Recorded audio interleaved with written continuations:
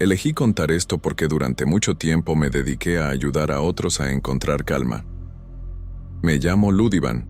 Tenía 25 años cuando ocurrió todo, y trabajaba como terapeuta holístico. No dudaba de que existieran cosas que no entendemos, pero siempre preferí dirigir mi atención a lo que suma, a lo que equilibra. Mi enfoque estaba puesto en la respiración, en la presencia, en el bienestar emocional. Por eso, jamás imaginé enfrentar algo que no buscara armonía, y mucho menos en un entorno que, en apariencia, invitaba a la serenidad. Mi formación nunca fue académica ni institucional. Aprendí a través de cursos breves, lecturas constantes y retiros previos en distintas partes del norte del país. Con el tiempo desarrollé una visión bastante práctica de lo espiritual, más cercana al cuidado mental que a lo místico. Evitaba discursos extremos y rituales grandilocuentes. Creía, y sigo creyendo, que la mayoría de los malestares tienen raíces humanas: cansancio, estrés, emociones mal procesadas. Esa postura fue la que me acompañó cuando organizamos el retiro en Rayones, el viaje hasta ese municipio de Nuevo León, que prefiero no identificar, fue largo y silencioso. La carretera se volvía cada vez más estrecha, con curvas constantes entre la sierra. A ratos el paisaje era seco, casi áspero, y de pronto aparecían tramos más verdes, como si alguien hubiera cambiado el escenario sin avisar. La señal del celular se perdió poco a poco, primero de forma intermitente y luego por completo. Sentí, sin incomodidad, que nos alejábamos de la vida cotidiana y de sus ruidos. El lugar elegido consistía en varios chalés rústicos, construidos con madera oscura y piedra. Los techos eran bajos, las ventanas pequeñas y las terrazas apenas lo suficiente amplias para sentarse en silencio. Por la noche, unas lámparas amarillentas iluminaban los caminos de tierra, creando sombras largas que se movían con el viento. No era un sitio lujoso, pero sí funcional y discreto, justo lo que buscábamos. Éramos 23 personas en total, la mayoría mexicanos, de edades distintas, con rutinas y estilos de vida comunes. Cada mañana el olor a café fuerte se mezclaba con el aire frío. Las comidas eran sencillas, casi todas caseras. Muchos llevaban termos, ropa cómoda, sandalias y algún rebozo o chal para protegerse del frío nocturno. Había estudiantes, trabajadores independientes, parejas y personas que habían ido solas buscando un respiro. Yadira, mi novia, y yo nos alojamos en un chalé apartado del resto. Ella tenía 22 años y estudiaba, y aunque no era terapeuta, compartía mi interés por el bienestar emocional. La decisión de quedarnos en ese espacio fue práctica, nada más.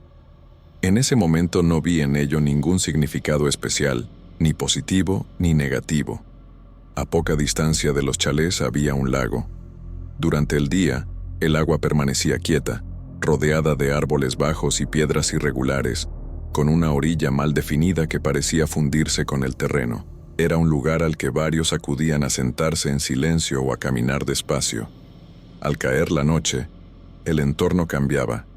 El silencio se volvía más denso, interrumpido solo por insectos y ráfagas de viento que recorrían la superficie del agua. Los primeros días transcurrieron sin sobresaltos. Realizamos ejercicios de respiración, caminatas cortas y periodos prolongados de silencio.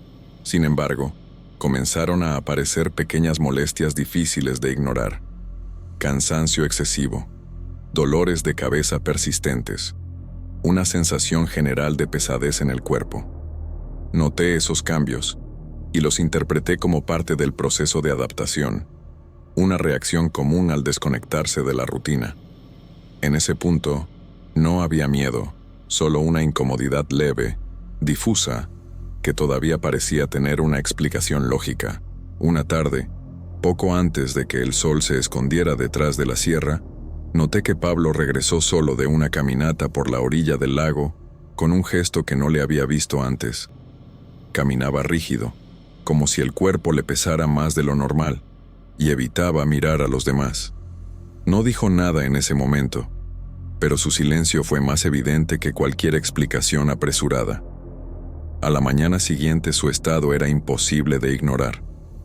Tenía el rostro pálido, las manos le temblaban al sostener la taza de café y le costaba concentrarse en los ejercicios de respiración. En privado, me explicó que la noche anterior, al borde del agua, había visto a una mujer vestida completamente de negro. La describió con ropa antigua, pesada, quieta frente al lago. Al intentar acercarse para preguntarle si necesitaba ayuda, la figura se desvaneció frente a sus ojos, sin ruido alguno, como si nunca hubiera estado ahí. Ese relato generó incomodidad en el grupo, aunque nadie reaccionó con pánico inmediato. La mayoría lo atribuyó al cansancio, a la luz engañosa del atardecer o a la mente sugestionada por el aislamiento. Yo mismo insistí en mantener la calma y evitar interpretaciones precipitadas. Mi intención era clara: no permitir que una experiencia aislada alterara el equilibrio emocional del retiro. Poco después comenzaron a surgir comentarios que ya no podían atribuirse a una sola persona. Varias personas, en momentos distintos, empezaron a mencionar un sueño inquietante. Sin haberlo hablado entre todos, describían escenas sorprendentemente parecidas. Una sombra con forma femenina cerca del lago, una presencia que oprimía el pecho, la sensación de ser atacado sin poder moverse ni pedir ayuda. Yadira fue una de las más afectadas por esas noches. Empecé a notar cambios evidentes en ella. Dormía mal, despertaba sobresaltada, estaba irritable durante el día y tenía ojeras profundas que no lograba disimular. Evitaba quedarse sola después de que oscurecía y buscaba constantemente mi cercanía, algo que no era habitual en ella. Otros participantes comenzaron a mencionar ruidos extraños alrededor de los chalés. Algunos hablaban de pasos lentos sobre la tierra, otros de golpes secos en las paredes exteriores. También surgió la sensación persistente de ser observados a través de las ventanas. Cada vez que alguien salía a revisar, no encontraba nada fuera de lugar, lo cual aumentaba la confusión más que aliviarla. El ambiente general empezó a cambiar de forma perceptible. El silencio nocturno dejó de sentirse reparador y se volvió pesado, casi sofocante. Cualquier crujido de la madera o roce del viento parecía amplificado. El lago, que antes invitaba a la contemplación, comenzó a ser evitado de manera natural una vez que caía la noche. Ante ese escenario, sentí el peso de la responsabilidad como nunca antes. Para evitar que el miedo se extendiera, propuse una sesión de relajación más profunda antes del almuerzo. Utilicé música suave, ejercicios de respiración prolongados y visualizaciones de seguridad. Reforcé la idea de que el estrés, el aislamiento y la sugestión colectiva podían provocar experiencias intensas sin una causa externa real. La práctica surtió efecto, al menos en apariencia. Los rostros se relajaron, las conversaciones retomaron un tono más ligero y el grupo pareció recuperar cierta estabilidad. Sin embargo, esa calma se sentía frágil, sostenida más por la necesidad de creer que todo estaba bien que por una verdadera convicción de que lo peor había pasado. Esa noche el sueño simplemente no llegó. El cuerpo estaba agotado por las actividades del día, pero la mente permanecía alerta, girando sin descanso alrededor de pensamientos inconclusos. Había una inquietud difícil de definir, una sensación de amenaza vaga que no se dejaba convertir en palabras claras. Permanecí acostado un largo rato, escuchando mi propia respiración, esperando que el cansancio hiciera su trabajo. Intenté convencerme de que se trataba de presión emocional. Mantener al grupo estable, contener miedos ajenos y proyectar calma constante tenía un costo. Con esa idea me levanté y salí a la pequeña terraza del chalet, buscando aire fresco y un poco de silencio consciente. Frente a mí, el lago apenas se distinguía, una mancha oscura bajo un cielo completamente cubierto. No había viento, ni sonido de insectos. El silencio era demasiado compacto, como si algo lo estuviera sosteniendo. Mientras observaba, noté una neblina extraña cerca de la orilla del lago. No se extendía por el área ni parecía moverse con naturalidad. Estaba concentrada en un solo punto, ajena al resto del entorno. Al principio pensé que mis ojos se estaban adaptando mal a la oscuridad, pero la sensación de incomodidad fue inmediata y creciente.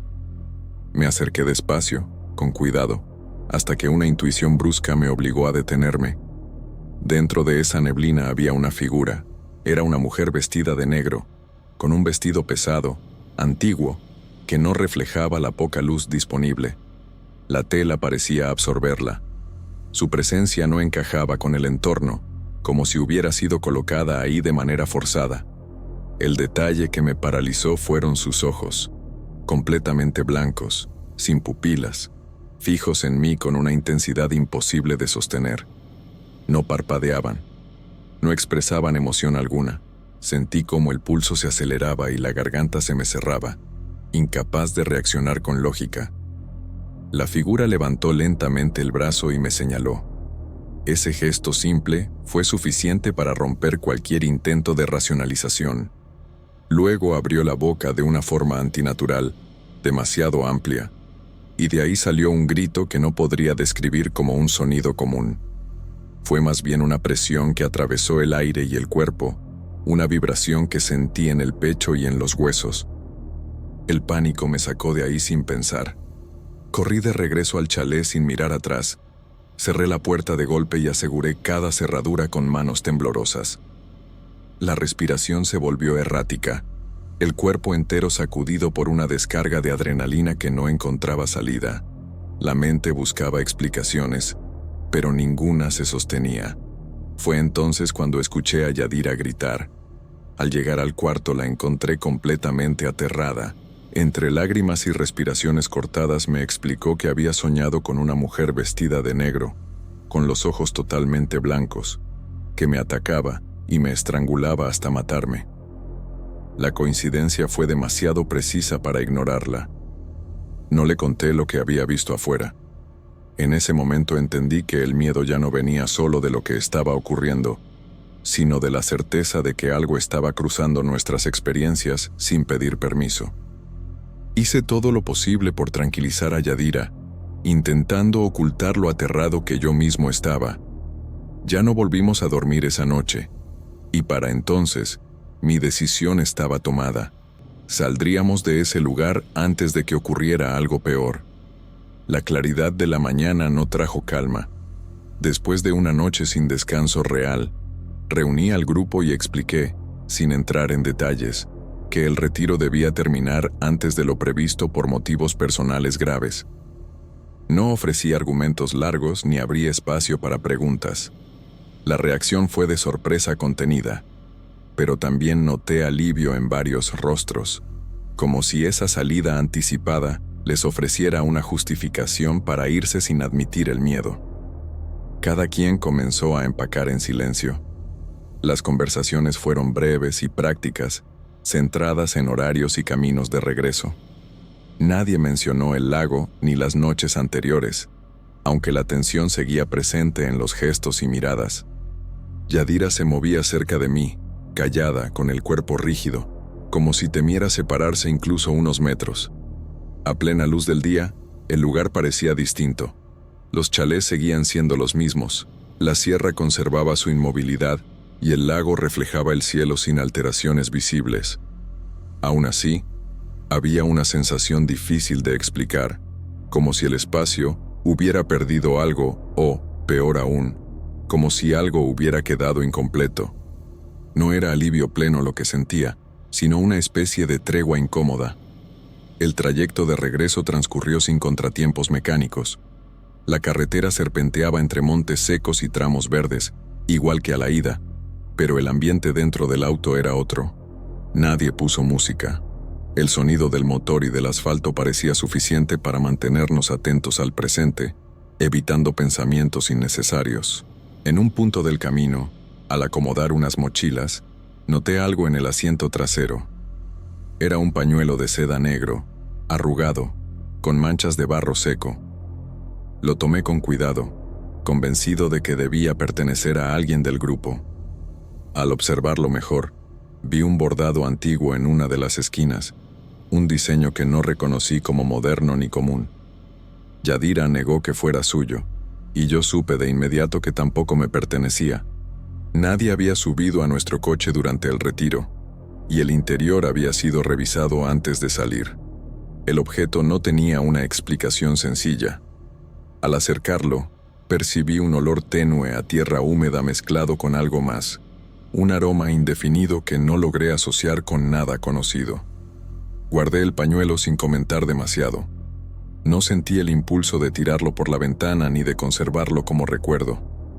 Lo mantuve ahí, como una prueba incómoda de que no todo había quedado atrás en rayones. El resto del camino transcurrió sin incidentes visibles, pero con una tensión que no se disipó. Esa experiencia no terminó con una revelación clara ni con respuestas tranquilizadoras. Lo único que quedó fue una certeza silenciosa. Hay encuentros que no buscan ser entendidos ni interpretados, y frente a ellos, la única decisión sensata es poner distancia, aunque eso implique cargar con la duda por el resto del camino.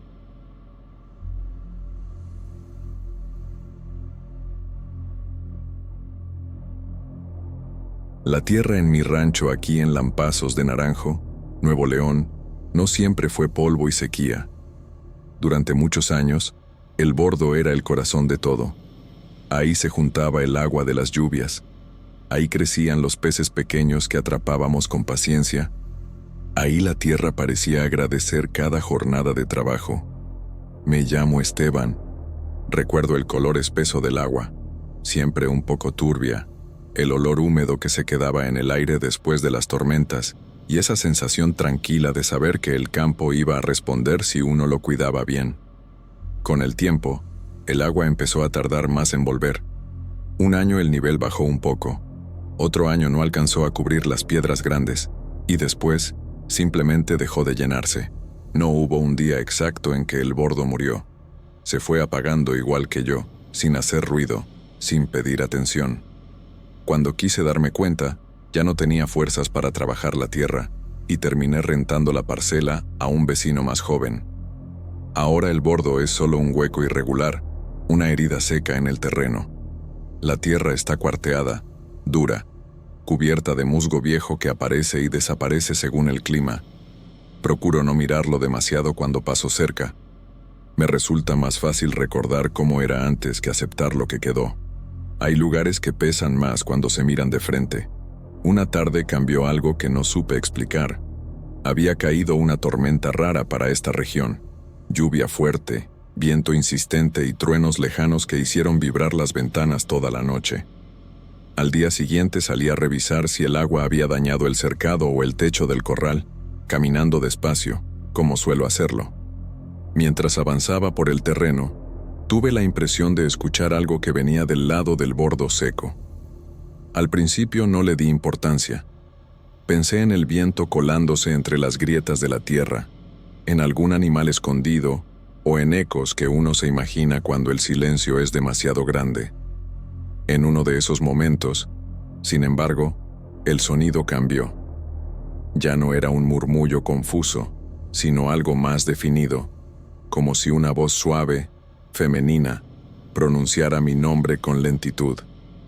No fue un grito ni una llamada urgente, más bien algo tranquilo, casi cansado, que se deslizaba entre el aire y la tierra. La reacción fue la que cualquiera tendría a mi edad. Atribuí lo ocurrido al cansancio, a la memoria mezclando recuerdos con ruidos comunes, a la costumbre de pasar demasiado tiempo solo. No se lo conté a nadie. No me acerqué al bordo. Seguí con mis cosas tratando de no darle espacio a esa idea. Aún así, la sensación no se fue. En los días siguientes, con el clima ya estable y sin viento, volví a percibir ese llamado en momentos de silencio absoluto. No sonaba lejos ni cerca, sonaba correcto, como si viniera exactamente del fondo seco del bordo.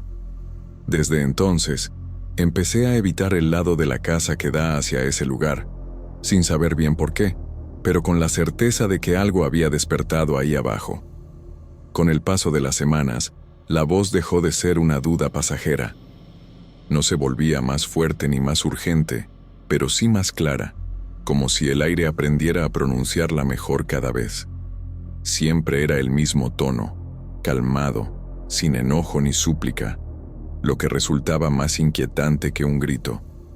No parecía querer llamar la atención, sino confirmar su presencia. Una tarde de calor pesado, cuando el sol caía a plomo y el cuerpo ya no responde igual, sentí una incomodidad difícil de explicar. No era curiosidad ni valentía, más bien una molestia constante que no me dejaba en paz. Sin pensarlo demasiado, caminé hacia el bordo seco.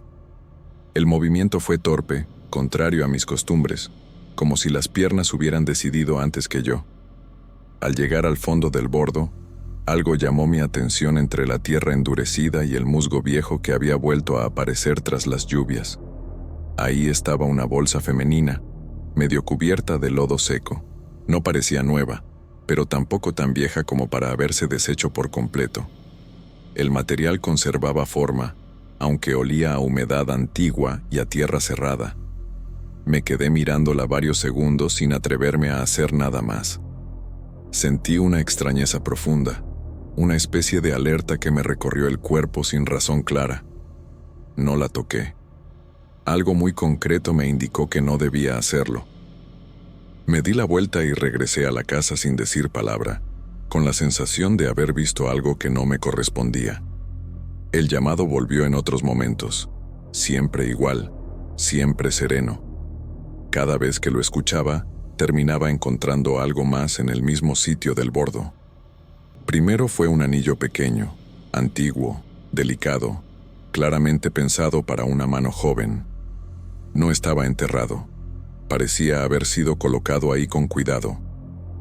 Otra ocasión apareció un prendedor de cabello sencillo, femenino, sin valor aparente, pero completamente fuera de lugar en ese terreno seco. Ninguno de esos objetos tenía explicación lógica. No había visitas, no había niños jugando, no había razón para que esas cosas terminaran ahí abajo. La impresión que me dejó todo eso fue la de una tierra que devolvía lo que había guardado durante demasiado tiempo. No era como encontrar basura arrastrada por el viento, sino pertenencias que emergían poco a poco, respetando un orden que yo no comprendía. A partir de entonces, el descanso se volvió difícil. El sueño llegaba fragmentado, lleno de inquietud, mezclando recuerdos antiguos con detalles que creía olvidados. Empecé a soñar con agua, aun cuando el bordo llevaba años seco. Eran sueños densos y silenciosos, sin rostros claros, hasta que uno de ellos terminó por abrir algo que había permanecido cerrado durante demasiado tiempo. Una madrugada desperté con el cuerpo empapado en sudor y la respiración desordenada. El sueño había sido demasiado claro para confundirse con una simple pesadilla. En él, el bordo estaba lleno otra vez, igual que en los años buenos, con el nivel justo y el agua tranquila, sin lodo excesivo ni reflejos extraños. La escena avanzaba sin prisa. Una joven caminaba por la orilla, pisaba una piedra húmeda y resbalaba. No hubo gritos ni movimientos desesperados, solo el sonido sordo del cuerpo entrando al agua y la superficie cerrándose de inmediato, como si nada hubiera pasado. El silencio que siguió fue lo que más me perturbó. Al despertar, una culpa pesada se me vino encima, de esas que no se pueden sacudir con argumentos ni rezos rápidos. Sentí el pecho apretado y una certeza incómoda que había evitado durante años. El recuerdo regresó completo, sin bordes borrosos ni excusas. Mi nieta Cristiana había muerto en ese mismo bordo 20 años atrás. Vino de visita con su familia y, en un descuido, resbaló al caminar cerca del agua. Todo ocurrió rápido, sin intención, sin maldad. El cuerpo fue sacado horas después, pero no todo volvió con ella. Algunas de sus cosas se perdieron ese día. Una bolsa que llevaba consigo, un anillo pequeño que acababa de recibir y un prendedor de cabello que usaba con frecuencia. Durante mucho tiempo acepté que el agua se los había quedado, igual que acepté la muerte sin hablar demasiado de ella. El duelo no terminó, simplemente se acomodó en silencio, Jamás volví a meterme al bordo después de aquello. Poco tiempo más tarde, el nivel del agua empezó a bajar, como si también él se negara a seguir ahí. Nunca relacioné una cosa con la otra, o quizá no quise hacerlo. Esa misma noche el sueño ya no volvió. Permanecí despierto, con los ojos abiertos en la oscuridad, escuchando el sonido de la casa acomodándose con el frío. Fue entonces cuando la voz regresó, más clara, más cercana, pronunciando mi nombre como si supiera exactamente dónde estaba. Sentí un nudo en el estómago antes de moverme. Me acerqué a la ventana despacio, con el cuerpo tenso, temiendo ver algo, y al mismo tiempo, sabiendo que no mirar sería peor.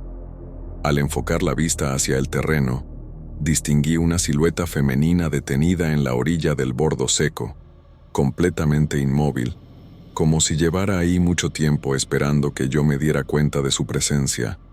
La figura estaba cubierta de lodo y musgo, con la piel casi transparente y los ojos completamente negros. No sentí reconocimiento ni consuelo.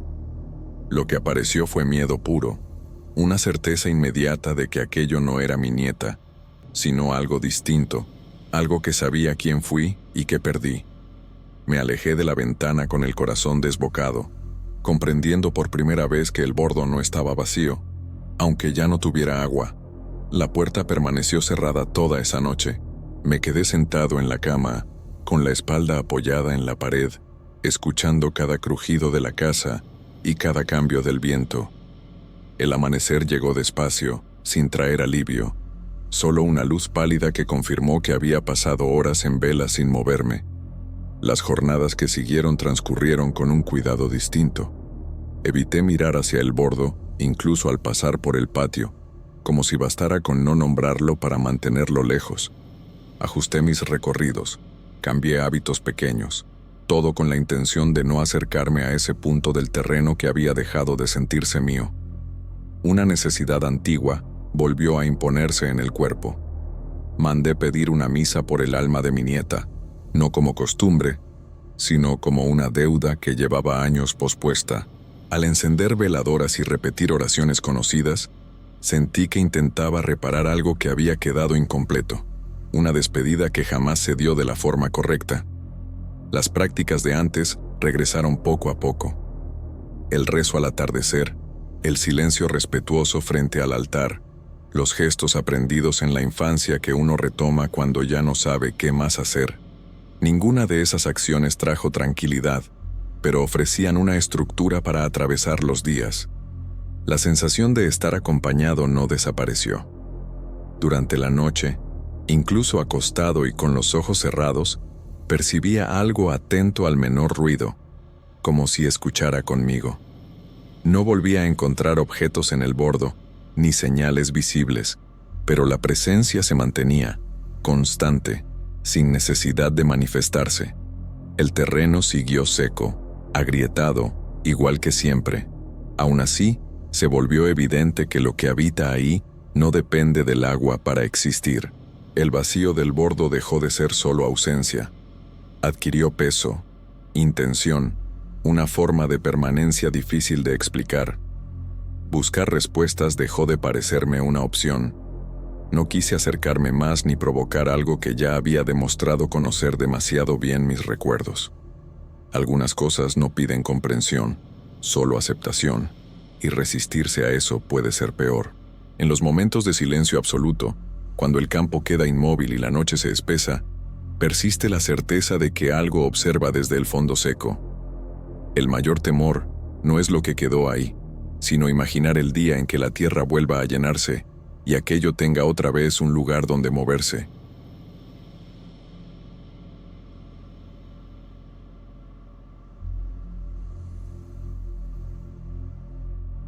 Solo una madre que no sabe dónde está su hijo, si respira o si ya no pertenece a este mundo, puede entender el punto exacto en el que una decide cruzar un límite que siempre prometió no tocar.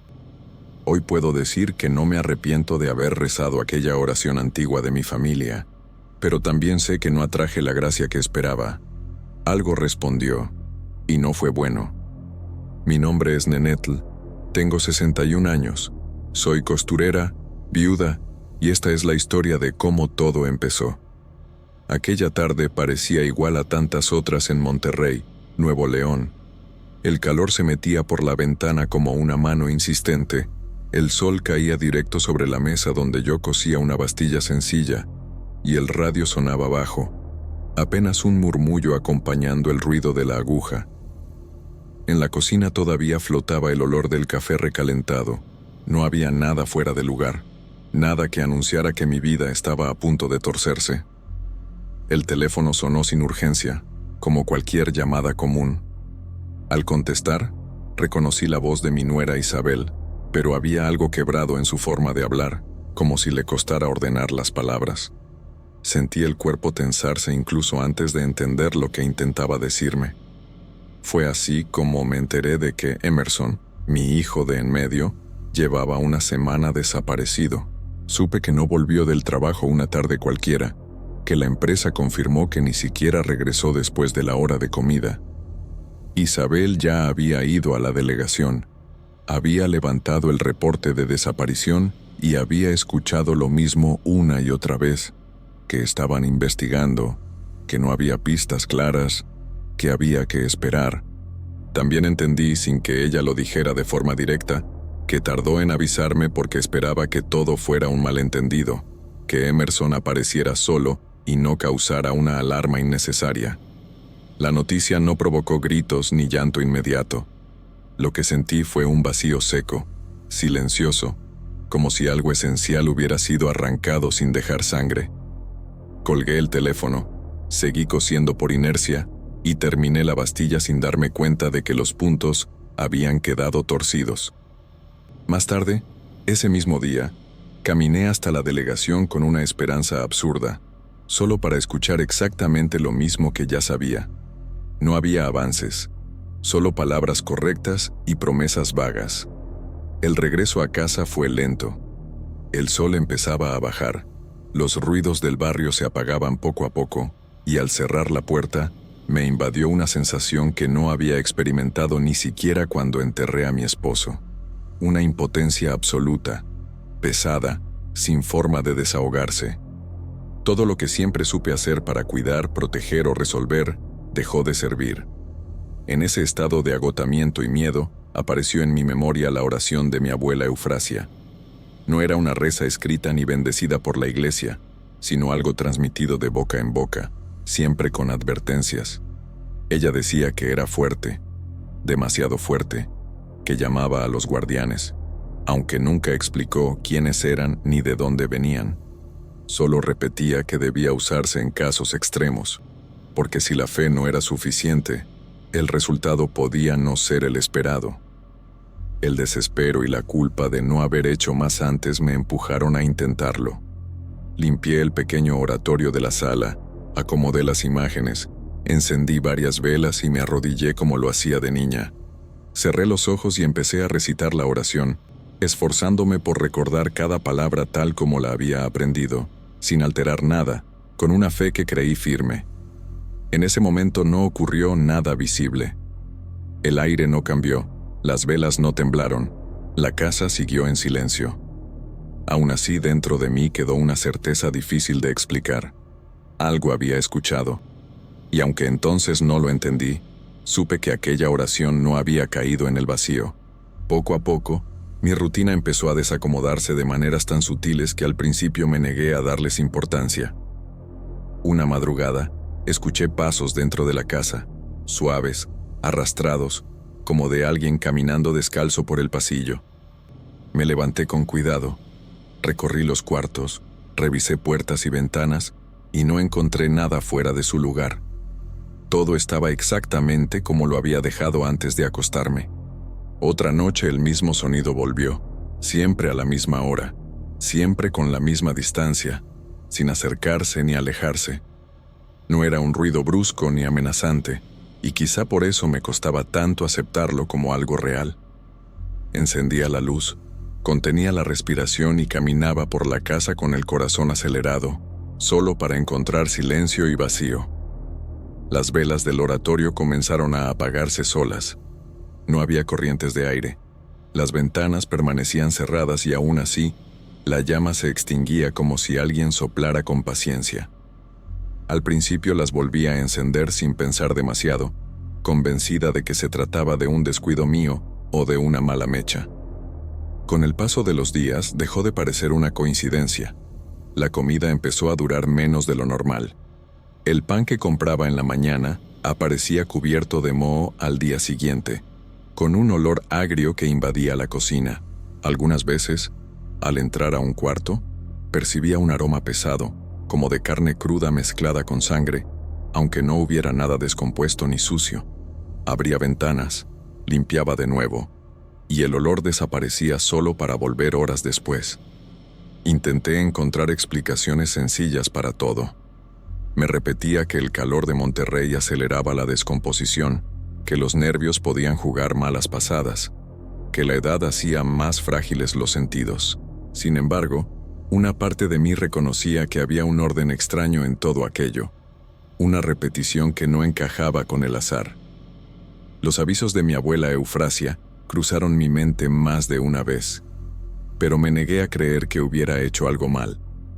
Convencida de que la fe debía ser más fuerte que el miedo, intensifiqué las oraciones. Pasaba horas arrodillada frente al oratorio, repitiendo la reza antigua una y otra vez, hasta que las rodillas me ardían y la voz se me volvía áspera. Cada palabra salía cargada de urgencia, de súplica, como si al insistir pudiera obligar al cielo a escucharme mejor.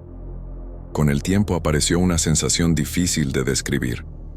Mientras rezaba, sentía claramente que no estaba sola, como si alguien se encontrara justo detrás de mí, observando en silencio. Me giraba de golpe, con el pulso desbocado y no había nadie. Aún así la impresión no se iba. Permanecía adherida a la piel, pesada, incómoda. Fuera de la casa, todo seguía su curso normal. Los vecinos saludaban, los niños jugaban en la calle, los ruidos habituales llenaban el día. Al caer la noche, sin embargo, el ambiente dentro de mi hogar se volvía denso, casi sofocante, como si el aire pesara más. A pesar del miedo creciente, no dejé de rezar. La ausencia de mi hijo era más fuerte que cualquier presentimiento. Algo me despertó en plena madrugada sin que hubiera un ruido claro que lo explicara. Abrí los ojos con el corazón acelerado y entendí de inmediato que el silencio no era normal. No se escuchaban autos a lo lejos, ni los grillos del jardín, ni el viento que solía colarse entre las casas. Era un silencio espeso, casi material, que parecía presionar los oídos. Me incorporé con dificultad, como si el cuerpo pesara más de lo habitual, y avancé despacio por el pasillo. Cada paso se sentía ajeno, torpe. Al llegar a la sala, noté que la luz del oratorio seguía encendida, tenue pero firme, proyectando sombras largas contra la pared. Fue entonces cuando lo vi. Emerson estaba de pie frente a las imágenes, completamente inmóvil, con la espalda hacia mí, como si estuviera rezando. La postura era inconfundible, la misma que adoptaba de niño cuando me acompañaba a orar. Durante unos segundos olvidé el miedo, el cansancio y todo lo ocurrido. Una esperanza brutal me atravesó el pecho, tan intensa que dolía. Avancé con cuidado, temiendo que cualquier movimiento brusco pudiera romper ese momento. Sentía las piernas débiles, el pulso descontrolado, la respiración corta. Cada paso parecía eterno. Al estar más cerca, Emerson giró lentamente la cabeza y pude ver su rostro. La expresión no era la que esperaba. Había una sonrisa en sus labios, pero estaba vacía, rígida, sin emoción alguna. Sus ojos no mostraban reconocimiento ni sorpresa, como si no me viera realmente. Aquella mirada me heló más que cualquier ausencia. Intenté acercarme un poco más, extender la mano, asegurarme de que no era una ilusión causada por el cansancio. Antes de lograrlo, su figura se desvaneció frente a mí. No se movió, no se alejó, simplemente dejó de estar allí, como si nunca hubiera ocupado ese espacio. El golpe de realidad llegó de forma lenta y cruel. Comprendí, aunque me resistiera a aceptarlo del todo, que aquello no había sido el regreso de mi hijo, No fue un milagro ni una respuesta compasiva. Fue algo distinto, algo que había venido solo para mostrarse y desaparecer. Las fuerzas me abandonaron y caí de rodillas frente al oratorio. El llanto salió sin control, profundo, desgarrado, como no me ocurría desde el día en que enterré a mi esposo. En ese instante entendí que la oración no había traído a Emerson de vuelta. Lo único que me concedió fue la certeza de que ya no regresaría. Después de aquella aparición, tomé una decisión silenciosa y definitiva. Dejé de repetir la oración antigua de mi abuela. El oratorio permaneció en su lugar, pero mis rezos se limitaron a las plegarias comunes de la iglesia, dichas con prisa, en voz baja, como si temiera que alguien más pudiera escucharlas además de Dios. Las manifestaciones extrañas se fueron apagando una por una. Los pasos dejaron de oírse en los pasillos durante la madrugada. El olor pesado desapareció de los cuartos y las velas volvieron a consumirse sin apagarse solas. La casa recuperó su aspecto habitual, ese orden sencillo que siempre había tenido, aunque algo en el ambiente ya no era el mismo. Emerson no volvió a aparecer, ni en sueños ni en visiones. El expediente de su desaparición siguió abierto durante un tiempo, con visitas ocasionales a la delegación y preguntas repetidas que no llevaban a nada. La atención de las autoridades se fue diluyendo, como ocurre con tantos casos que no ofrecen respuestas fáciles. La vida continuó de la única forma posible. Seguí viviendo en la misma casa, cosiendo para los vecinos, asistiendo a misa los domingos y cumpliendo con rutinas que daban la impresión de normalidad. Cada gesto cotidiano se volvió un esfuerzo consciente, una manera de mantener los pies en la tierra. En ciertos momentos, al pasar frente al oratorio, una sensación conocida regresaba. El aire parecía volverse más pesado, como si algo invisible ocupara el espacio. No había ruidos ni sombras, solo esa certeza incómoda de no estar completamente sola, de que algo permanecía atento, esperando. La oración de mi abuela quedó guardada en mi memoria como un objeto peligroso. Evité mencionarla incluso en pensamientos prolongados, y jamás permití que esas palabras salieran de mi boca otra vez. Tampoco las escribí ni intenté recordarlas completas, como si al hacerlo pudiera volver a llamar a aquello que respondió. Las noches se hicieron más silenciosas, pero el descanso no siempre llegaba fácil. A veces despertaba sobresaltada, con la impresión de que alguien había estado cerca, observando. Al encender la luz, todo seguía en calma, y aún así el cuerpo tardaba en relajarse. Quedó claro para mí que no todas las respuestas traen alivio. Algunas solo se presentan para confirmar una pérdida y dejar una marca difícil de borrar. Ese fue el silencio que me quedó, uno que aprendí a cargar sin volver a pedir explicaciones.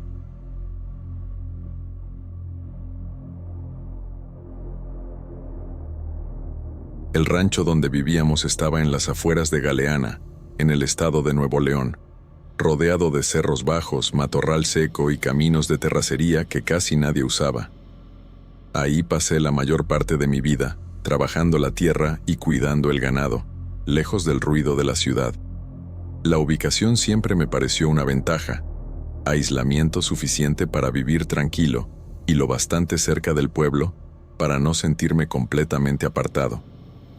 Mi nombre es Isauro. La vida en el rancho siempre tuvo un ritmo claro y predecible para mí. Los días empezaban antes de que el sol asomara por la sierra, con el olor del café fuerte que preparaba mi esposa Emanuela y el sonido del ganado moviéndose despacio en el corral. El viento cruzaba los pastizales como lo había hecho toda mi vida, levantando polvo seco y haciendo crujir las cercas viejas. Galeana era eso: trabajo, silencio y una calma dura, sin adornos, pero confiable. A mis 45 años, yo creía conocer cada ruido del lugar. Sabía distinguir cuando una vaca estaba inquieta por hambre, por clima o por enfermedad. También sabía que, fuera de algún problema mecánico o una visita inesperada, nada verdaderamente extraño solía ocurrir ahí. Esa certeza siempre me dio seguridad, como si el rancho fuera una extensión de mi propio cuerpo. Todo se rompió un día común, pesado como tantos otros. Habíamos estado moviendo ganado desde temprano, y el cansancio ya se sentía en la espalda. Fue Nancy, mi hija mayor, quien encontró algo en la entrada del terreno, cerca de la portezuela que da al camino de terracería. No gritó ni hizo escándalo. Simplemente entró a la casa con una caja entre las manos, como si hubiera hallado cualquier objeto olvidado. El paquete no era grande, pero llamaba la atención. Estaba envuelto en papel de regalo negro, sin dibujos ni cintas, limpio, intacto. No tenía nombre, ni nota, ni marca alguna que indicara quién lo había dejado. Ese detalle, que después se volvería importante, en ese momento pasó casi desapercibido. Nancy abrió la caja frente a nosotros. Dentro había una piedra negra, más pesada de lo que parecía, lisa en algunos lados y áspera en otros. Lo que más destacaba era un símbolo tallado en su superficie, profundo, bien marcado, pero difícil de ubicar en el tiempo. No parecía recién hecho, aunque tampoco se veía antiguo. Ni Emanuela ni yo reconocimos la forma. La reacción fue mínima. En mi cabeza, aquello encajó rápido como una broma de mal gusto, tal vez de algún muchacho de la zona o de alguien que pasó por el camino y quiso jugarle al misterio. La piedra no tenía olor, no estaba caliente ni fría además, no provocaba nada en la piel. Nancy mostró interés en quedársela, y yo asentí sin pensarlo demasiado. Hoy me resulta incómodo recordar lo poco que reflexionamos ese momento.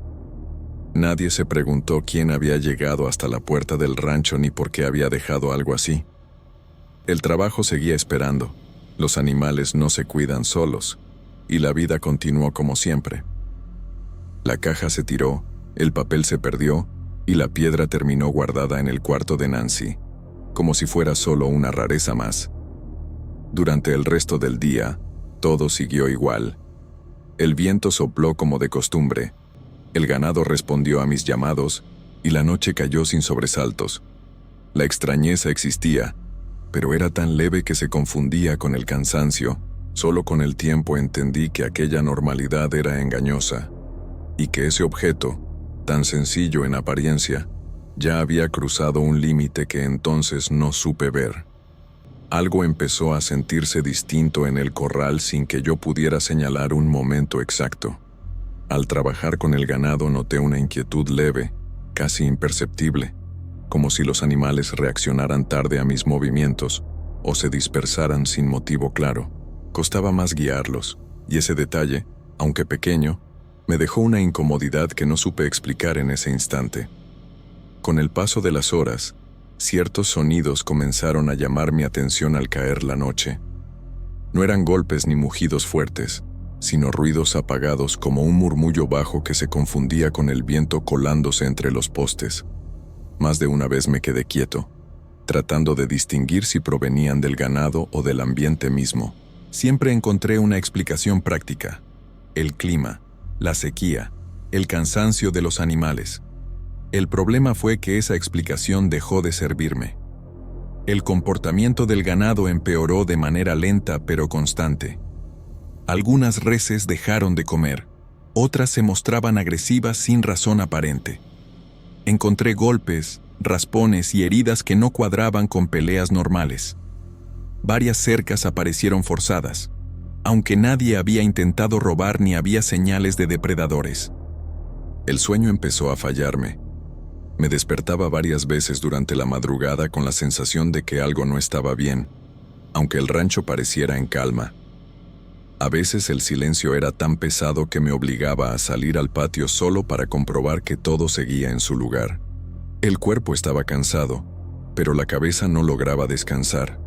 Una mañana, todavía con el cielo oscuro y el frío metido en los huesos, salí a revisar el corral antes de lo habitual.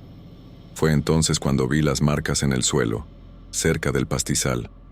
No parecían huellas de animal ni rastros de arrastre. Eran surcos profundos, bien definidos, como si algo hubiera presionado la tierra con intención.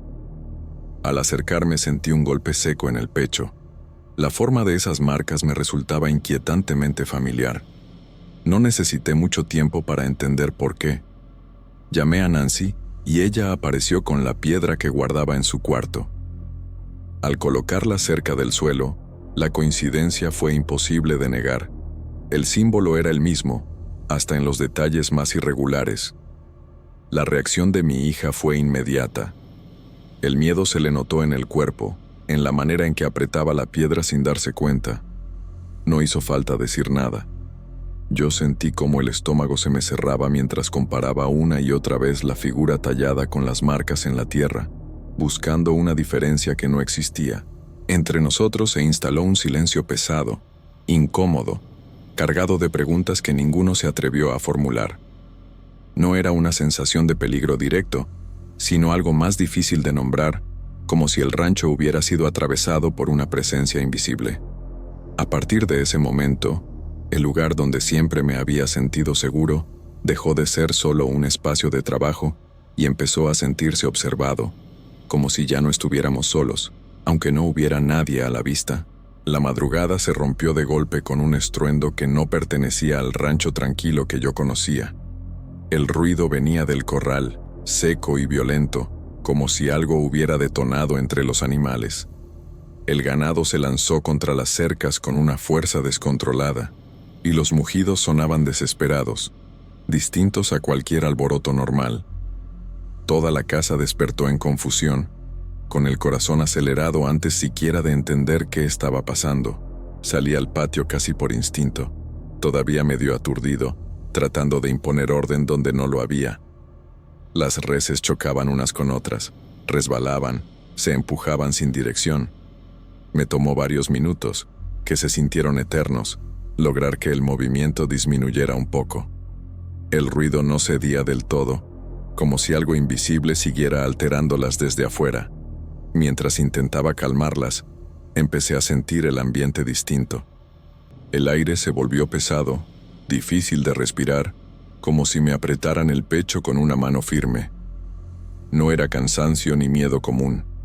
Era una presión constante que me obligaba a tomar aire con esfuerzo. En ese momento entendí que el problema no estaba solo en los animales. Cuando el caos empezó a bajar, levanté la vista hacia el límite del pastizal, donde la oscuridad se vuelve más espesa por la cercanía del monte. Ahí fue cuando la vi, una silueta detenida, completamente inmóvil, demasiado alta para ser una persona y demasiado definida para ser un árbol o una sombra proyectada. No caminaba ni hacía ruido. Simplemente estaba ahí, observando. La forma era oscura, compacta, sin rasgos que pudiera distinguir con claridad. No parecía un animal porque no respiraba, no se movía, no reaccionaba a nada. Tampoco tenía la proporción de un hombre. Era algo fuera de lugar. El miedo no llegó como un sobresalto, sino como una certeza fría. En ese instante supe que aquello representaba algo profundamente equivocado, algo que no debía estar en ese lugar ni en ninguno. La sensación fue similar a pararse frente a algo antiguo y hostil, sin nombre, pero cargado de intención. Mis piernas se sintieron pesadas, como si el cuerpo hubiera decidido quedarse quieto por su cuenta. Quise retroceder, pero no pude hacerlo de inmediato. La silueta no avanzó ni retrocedió. Su presencia, inmóvil y silenciosa, fue suficiente para paralizarme por unos segundos que parecieron no terminar nunca. Parpadeé, quizá buscando comprobar que no era una ilusión causada por el cansancio o la oscuridad. Al volver a enfocar la vista, la figura ya no estaba. El borde del monte seguía igual, oscuro y vacío, como si nada hubiera ocurrido ahí. A pesar de su ausencia, el ganado no se tranquilizó por completo. Los animales siguieron inquietos hasta que empezó a clarear, y yo permanecí despierto, con la sensación persistente de que algo había cruzado el rancho y se había ido sin hacer ruido, dejando atrás un miedo que no encontraba palabras para explicarse. La claridad de esa mañana no trajo alivio. El cansancio seguía clavado en el cuerpo y la imagen del pasto oscuro no se iba de la cabeza. Sin pensarlo demasiado, tomé una decisión práctica, más cercana al instinto que a cualquier razonamiento. Pedí a Nancy que se deshiciera de la piedra y dejé claro que debía hacerlo lejos del rancho, sin excepciones. La idea de que siguiera dentro de la casa me resultaba insoportable. Emanuela entendió de inmediato la gravedad del asunto. Preparó las cosas sin hacer preguntas y acompañó a nuestra hija. No permití que Nancy fuera sola. La simple posibilidad me tensaba el pecho. Las vi subir al vehículo y alejarse por el camino de terracería, levantando una nube de polvo que tardó en asentarse. El trayecto las llevó por rutas poco transitadas, cada vez más lejos de la propiedad. Buscaron un punto donde el terreno se abría y el sonido del agua se imponía al silencio seco del campo. Allí encontraron un río de corriente constante, de esos que no se detienen ni en temporada dura. La piedra fue arrojada al agua sin palabras, sin gestos especiales, solo con la urgencia de quitarla de nuestras vidas. Al regresar, el rancho se sentía distinto. El cambio no fue inmediato ni espectacular, pero era perceptible. El ganado comenzó a comportarse con normalidad. Las reses dejaron de embestirse y las cercas ya no aparecieron forzadas. Las noches volvieron a tener sonidos conocidos, y el silencio recuperó su forma habitual. Por fuera, todo parecía haber vuelto a su lugar. El trabajo retomó su ritmo y la rutina se impuso como siempre lo había hecho. A simple vista, nadie hubiera dicho que algo extraño había pasado ahí. Sin embargo, por dentro, la calma no terminó de instalarse. Las primeras noches de descanso trajeron sueños que no pedí. En ellos despertaba sin poder moverme, con el frío recorriéndome la espalda y una certeza clara de que algo estaba muy cerca. La figura no se mostraba completa, pero su presencia era inconfundible, lo bastante próxima como para helar la sangre sin tocarme. En el terreno no volvieron a aparecer marcas ni señales visibles de aquello que había cruzado el rancho. La portezuela permaneció limpia y ningún objeto extraño volvió a surgir. A pesar de eso, evito salir solo cuando oscurece y mantengo distancia del río donde arrojaron la piedra, como si el lugar hubiera quedado marcado. La sensación final no es de victoria ni de cierre. Lo que ocurrió no da la impresión de haber sido eliminado, sino desplazado, empujado hacia otro sitio que no alcanzo a comprender. Esa idea me acompaña en silencio, con la certeza incómoda de que, aunque lejos, algo sigue observando desde un lugar que no se puede ver.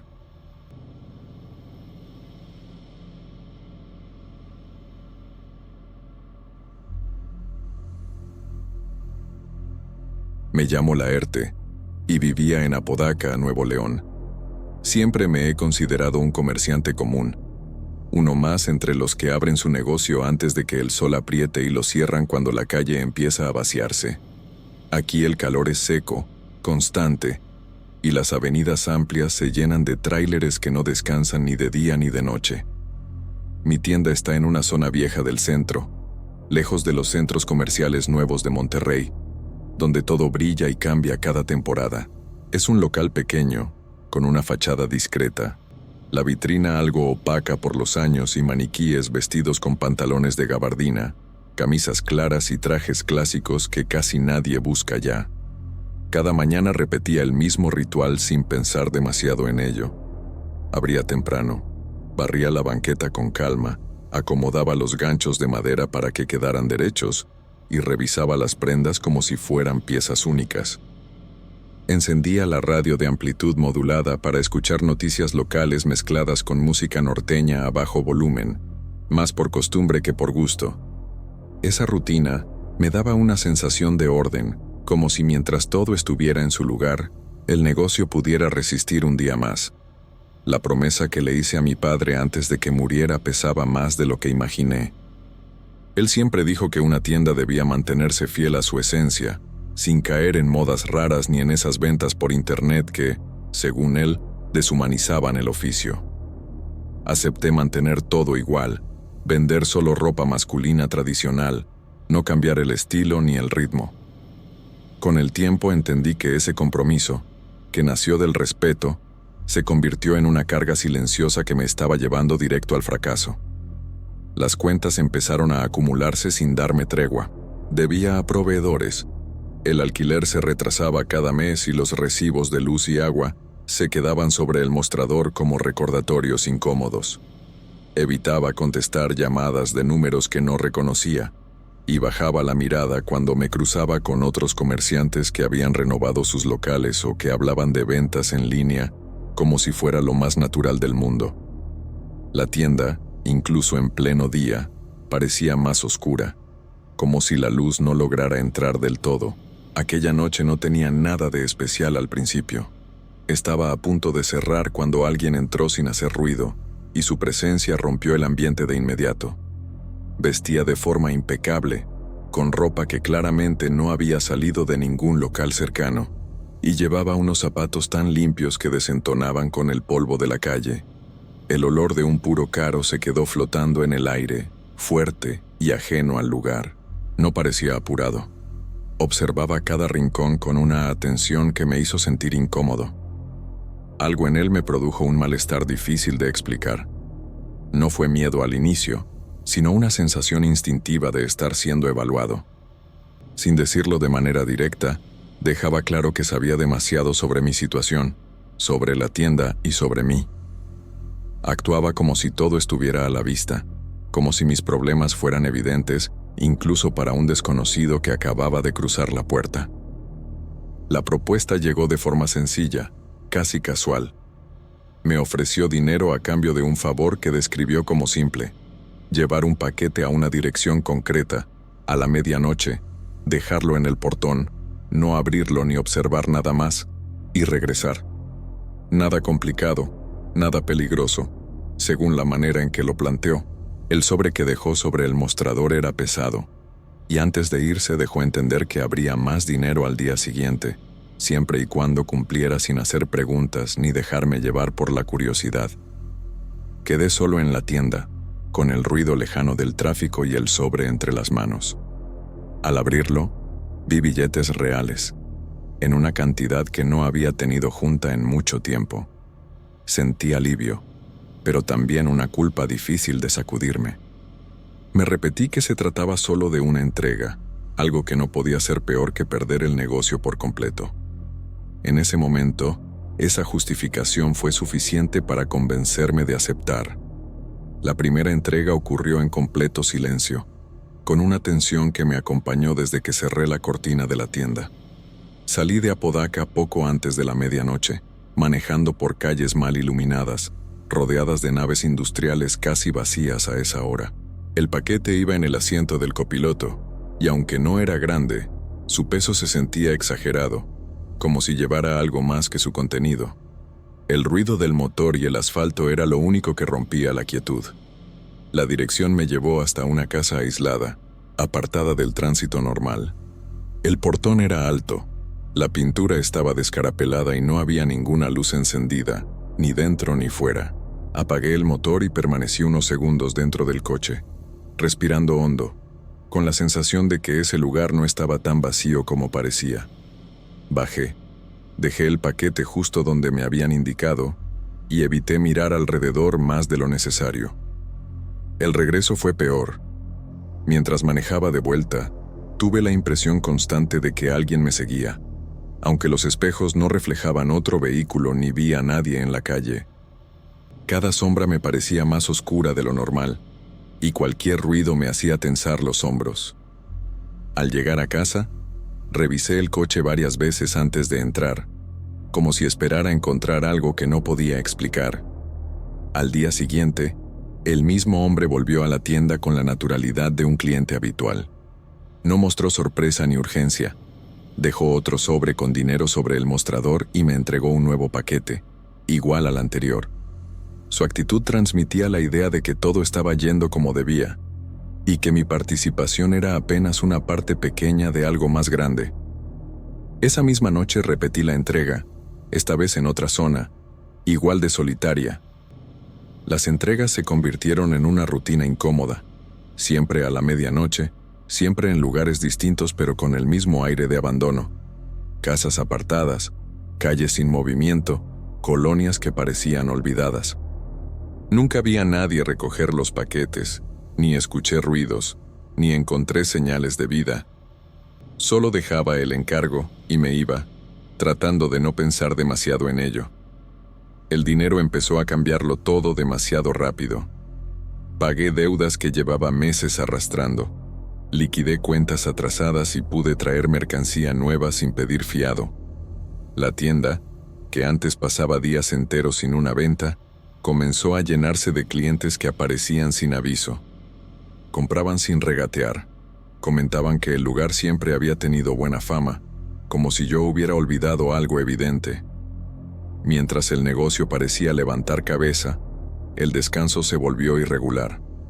Empecé a soñar que estaba dentro de la tienda, acomodando ropa como cualquier día, pero con la certeza de no estar solo. Al fondo, entre las sombras, una silueta permanecía inmóvil, observándome. Despertaba empapado en sudor, con la sensación inquietante de que esa presencia seguía ahí, incluso después de abrir los ojos. Durante el día, esa inquietud no desaparecía. Notaba sombras moviéndose por el rabillo del ojo, reflejos extraños en la vitrina, figuras que se desvanecían cuando intentaba enfocar la vista. Me decía que era el estrés, el cansancio acumulado, la presión de todo lo que había pasado. Aún así, cada vez que el hombre regresaba con un nuevo paquete, me llamaba la atención que nunca parecía entrar del todo en la luz del local, como si algo en él evitara mostrarse por completo. La ruptura llegó una tarde en la que el hombre apareció con una actitud distinta, más impaciente, como si el tiempo empezara a importarle. No dejó un paquete sobre el mostrador de inmediato, ni habló de una simple entrega.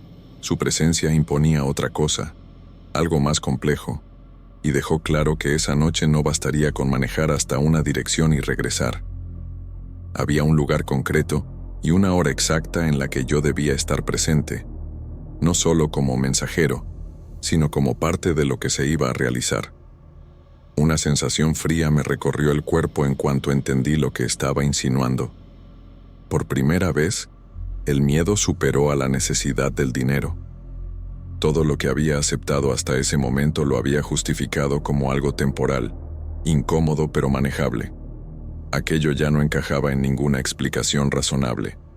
Intenté convencerme de que podía negarme, de que eso no formaba parte del trato original, de que aún estaba a tiempo de detenerlo todo. La idea de haber cruzado un límite se hizo imposible de ignorar. Mientras pensaba en cómo rechazar esa exigencia, empecé a notar detalles que antes había pasado por alto o que había preferido no ver. Sus ojos llamaron mi atención de una manera inquietante.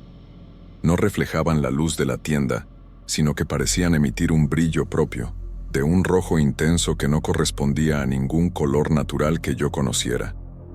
Bajé la mirada casi por instinto, buscando algo familiar a lo que aferrarme, y fue entonces cuando el pánico se apoderó de mí. Debajo del borde de su pantalón no había pies humanos. Lo que tocaba el suelo eran cascos oscuros, firmes, que parecían formar parte del piso mismo. Sentí cómo se me cerraba el pecho y cómo las piernas dejaban de responderme con normalidad. El golpe fue tan repentino que sentí cómo el aire se comprimía dentro del local, como si algo invisible hubiera caído desde arriba y atravesado la tienda sin tocar nada en concreto. Las paredes crujieron, el mostrador vibró bajo mis manos y los vidrios de la vitrina tintinearon con una fuerza que me hizo pensar que iban a estallar. El ruido no tuvo una dirección clara. Parecía venir de todos lados al mismo tiempo, envolviendo el espacio y dejándome sin aliento. Mi cuerpo reaccionó antes que la mente, girándose de forma torpe, buscando una puerta, una esquina, cualquier punto que ofreciera una salida lógica a lo que estaba ocurriendo. Cuando volví a mirar hacia el frente, el lugar donde él había estado quedó vacío, como si nunca hubiera existido. No hubo pasos, ni movimiento, ni rastro alguno de una retirada. La ausencia fue inmediata y absoluta. Lo que quedó después fue un silencio denso, antinatural, más inquietante que el estruendo anterior. En medio de ese vacío, el suelo mostraba una marca imposible de pasar por alto, un círculo perfectamente definido, oscuro y chamuscado. como si el piso hubiera sido marcado desde dentro hacia afuera por un calor extremo. El olor acre de lo quemado se mezclaba con el aroma persistente del charuto, formando una sensación pesada que me cerró el estómago y me dejó con la certeza de que nada de aquello tenía una explicación común. A partir de ese instante, el paso de las horas dejó de tener un sentido claro. El reloj sobre la pared seguía avanzando, pero para mí era imposible medir cuánto tiempo llevaba inmóvil detrás del mostrador. Permanecí sentado, con la espalda rígida y la mirada clavada en el círculo del piso, como si apartar los ojos pudiera hacerlo moverse o desaparecer. La mente iba y venía entre intentos desesperados por encontrar una explicación razonable. Cansancio extremo, una alucinación, una mala jugada de los nervios. Cualquier idea servía con tal de no aceptar lo que mis propios ojos habían visto. La noche terminó por cerrarse a mi alrededor como una trampa. Cada ruido que llegaba desde la calle, por mínimo que fuera, hacía que el cuerpo reaccionara con un sobresalto automático. El eco lejano de un motor, el golpe metálico de una cortina vecina o el ladrido de un perro parecían amplificarse dentro del local vacío. Las sombras proyectadas por la luz exterior se estiraban sobre las paredes de forma irregular, dando la impresión de que algo se movía cuando en realidad no había nada. No tuve fuerzas para levantarme, ni para buscar el teléfono y llamar a alguien que pudiera escucharme. Me quedé ahí, atrapado en ese espacio, esperando que el amanecer trajera una explicación que en el fondo sabía que no iba a llegar. La luz de la mañana entró por la vitrina y no cambió nada de lo que sentía. El círculo quemado seguía ahí, intacto, y la tienda parecía más ajena que nunca. En ese silencio entendí que aquel hombre no había sido un cliente, ni alguien con dinero fácil y contactos extraños. La certeza llegó de golpe. Lo que acepté fue un trato del que no conocía las reglas, impulsado por la urgencia y por el miedo a perderlo todo. La decisión de cerrar el negocio se tomó sin análisis ni despedidas. Bajé la cortina ese mismo día, vendí algunas prendas a precio ridículo y dejé otras colgadas, como si fueran parte de un lugar que ya no me pertenecía. No expliqué nada a proveedores ni a vecinos, simplemente desaparecí. Salir de Apodaca fue una necesidad física, como si quedarme ahí implicara seguir expuesto a algo que ya me había marcado. El traslado a otra ciudad no trajo el alivio que esperaba. Cambié de entorno, de calles y de clima, pero no logré desprenderme de la sensación de estar incompleto. Intenté trabajos distintos, ocupaciones que no me ataran a un sitio fijo, pero el cansancio siempre regresaba acompañado de la misma inquietud que había empezado en la tienda. Las noches se volvieron el momento más difícil. En los sueños, el hombre regresaba con la misma apariencia elegante, el mismo olor a charuto, la misma calma perturbadora. Bastaba con mirarlo para saber que estaba ahí por algo pendiente, por una cuenta que no se había saldado. En algún punto del sueño, su forma cambiaba. Los rasgos humanos se deshacían y dejaban ver algo que no puedo describir del todo. Cuernos, piel como enrojecida por el fuego, una presencia que aplastaba el aire a su alrededor. No hacía falta escuchar palabras claras para entender el mensaje. La idea de la deuda era más fuerte que cualquier voz. El despertar siempre llegaba con el cuerpo tenso y el corazón acelerado. Ninguna distancia parecía suficiente para cortar ese vínculo, y ninguna explicación racional lograba tranquilizarme. Todo indicaba que la huida solo había cambiado el escenario, no la naturaleza del problema. Contar lo ocurrido no tiene la intención de advertir ni de convencer a nadie.